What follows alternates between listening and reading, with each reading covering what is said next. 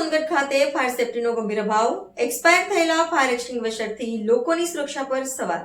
સોનગઢ તાલુકા પંચાયત કચેરીમાં ફાયર સેફટીની વ્યવસ્થા અંગે ગંભીર પ્રશ્નો ઊભા થયા છે. જે દેશી ન્યૂઝ દ્વારા કરવામાં આવેલા રિયાલિટી ચેક દરમિયાન કચેરીમાં મૂકવામાં આવેલા કેટલાક ફાયર એક્સટિંગ્વિશરની એક્સપાયરી તારીખ પૂર્ણ થઈ ગઈ હોવાનું સામે આવ્યું છે. આ બાબતે સ્થાનિકોમાં ચર્ચા શરૂ થઈ ગઈ છે કે લોકોની સુરક્ષા સાથે આવી બેદરકારી કોણ અને શા માટે કરી રહ્યું છે. આ છે સોનગઢનું તાલુકા સેવા સદન.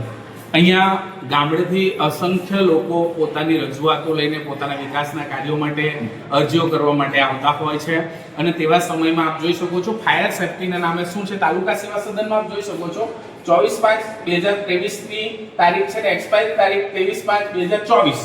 હાલ 2026 ચાલી રહ્યું છે. આ પરિસ્થિતિમાં અહીંથી લગભગ આ સેવા સદનમાં લગભગ મોસ્ટ ઓફ બધા અભણ લોકો કામ કરતા હોય એવું દેખાઈ રહ્યું છે. ભણેલા લોકો હોય તો અહીંથી આવતા જતા, કારણ કે ઘણીવાર એવી સૂચનાઓ અહીંયા લખવામાં આવતી હોય છે કે અહીંયા થૂકવું નહીં, અહીંયા કચરો કરવો નહીં. આવી સૂચનાઓ કોના માટે હોય છે?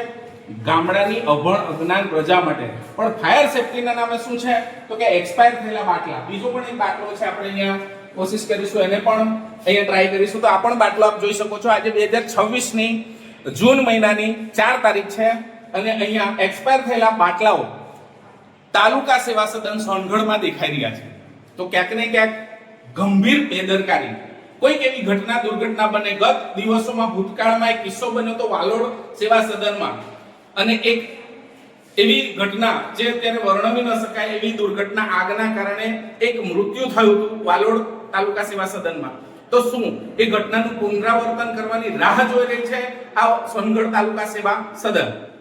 સોનગઢ તાલુકા પંચાયત ખાતે દરરોજ તાલુકાના વિવિધ ગામોમાંથી મોટી સંખ્યામાં અરજદારો, ખેડૂતો, મહિલાઓ અને વડીલો, સામાન્ય નાગરિકો વિવિધ કામકાજ માટે આવતા હોય છે. આવી સ્થિતિમાં આગ જેવી કોઈ અચાનક ઘટના સર્જાય તો ફાયર સેફટીના સાધનો કાર્યક્ષમ હોવા અત્યંત જરૂરી છે. પરંતુ એક્સપાયર થયેલા ફાયર એક્સટિંગ્વિશર કટોકટીના સમયે કેટલા અસરકારક સાબિત થશે તે મોટો પ્રશ્ન છે. ઉલ્લેખનીય છે કે હાલમાં જ સમાચાર સંકલન દરમિયાન મધ્ય ગુજરાતના બોડેલી ખાતે તાલુકા સેવા સદનમાં આગ લાગવાની ઘટના સામે આવી હતી. સદનસીબે કોઈ જાનહાની થઈ ન હતી, પરંતુ આગના કારણે મામલતદાર કચેરીને ભારે નુકસાન થયું હતું. આ ઘટના બાદ સરકારી કચેરીઓમાં ફાયર સેફટીની તૈયારીઓ અંગે વધુ સાવચેતી રાખવાની જરૂરિયાત સામે આવી છે.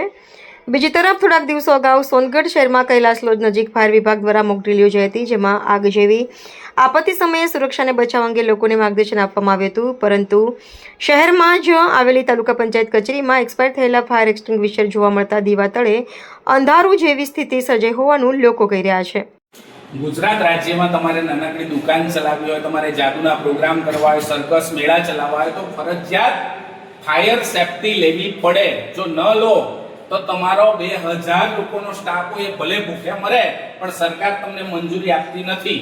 બીજી તરફ તાલુકા વિકાસ અધિકારી જ્યાં બેસે છે, તાલુકા સેવા સદન, એના એક્સપાયરી ડેટના બાટલા ચેક કરી શકો છો કે આ પરિસ્થિતિ એક નહીં, અઢળક બાટલાઓ એટલા પણ લાગેલા છે કે તમામ બાટલાઓ એક્સપાયર થઈ ચૂક્યા છે.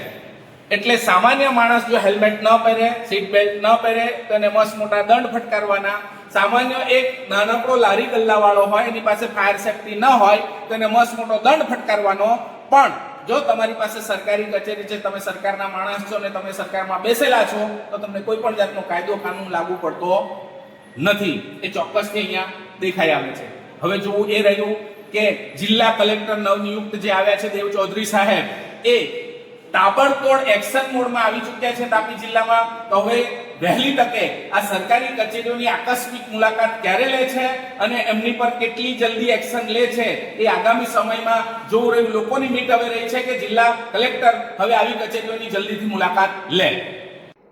સ્થાનિક નાગરિકોમાં માંગ ઉઠી રહી છે કે તાલુકા પંચાયત કચેરીમાં ફાયર સેફટીના તમામ સાધનોની તાત્કાલિક તપાસ કરવામાં આવે, એક્સપાયર થયેલા ફાયર એક્સટિંગ્વિશરને બદલવામાં આવે અને લોકોની સુરક્ષા સાથે કોઈ પણ પ્રકારનો સમાધાન ન કરવામાં આવે. હવે જોવાનું રહેશે કે સંબંધિત અધિકારીઓ આ ગંભીર મુદ્દે શું પગલાં ભરે છે અને કચેરીમાં ફાયર સેફટીની વ્યવસ્થા ક્યારે સંપૂર્ણપણે સુદૃઢ બનાવવામાં આવે છે.